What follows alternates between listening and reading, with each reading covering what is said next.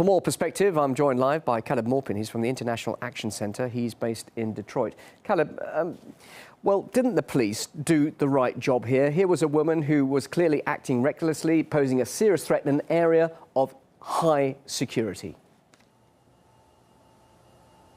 Absolutely not. You know, this is such a tragedy, and it could have been averted. A similar situation took place last June, and a man named Joseph Reel, a white man, you know, he didn't end up dead, and he's pled guilty to a similar situation.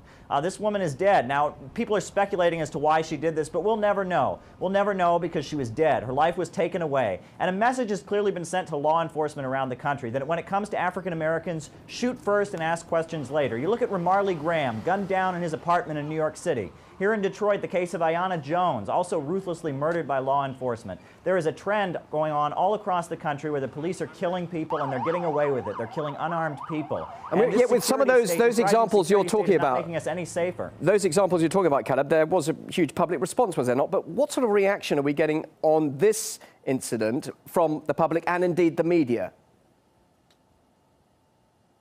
Well, it seems like the media, you know, the big business media in this country, Fox, MSNBC, seems to be justifying what happened, which is what they always do, just like they justify the wars.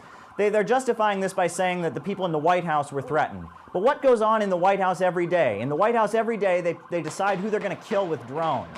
You know, Congress is threatening people all across the country right now with their government shutdown. Veterans, families that depend on social services are basically being threatened right now. So the fact that a car went someplace it wasn't supposed to go, now someone is dead. This really shows the government and who it serves. So with the city on edge, there's Washington on the child. Well, there's Washington on edge after that tragic incident of 12 dying in the naval shipyard, a couple of weeks ago.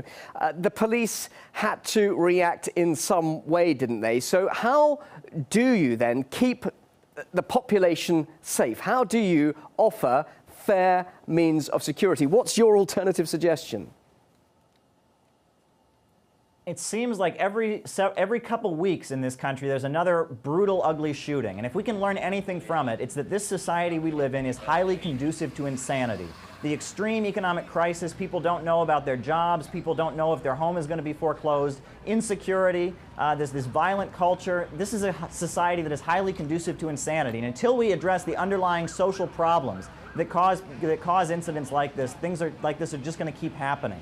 It's very frustrating, and a woman's life has been taken away in front of her child. This is such an awful situation, and it's really a tragedy, and it shows what the reality of capitalism is as it marches toward fascism and war in this economic crisis we're living under right now. And highlight more about the social... for people to come together and stand against the Wall Street banks. You're talking about social problems there, and you're talking about this society that's created these social problems. In particular, what are those aspects that are negatively affecting society? What are the highlights of those concerns for you?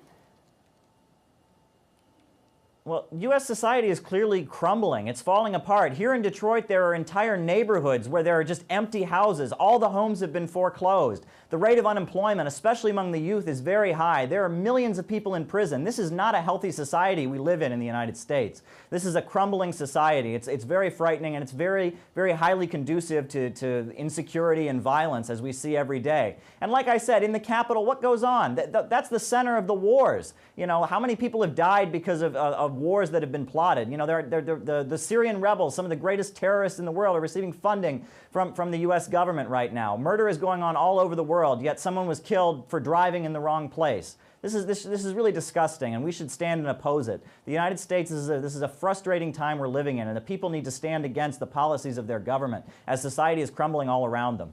Live from Detroit, Caleb Maupin from the International Action Centre. Thanks very much indeed for sharing us your thoughts.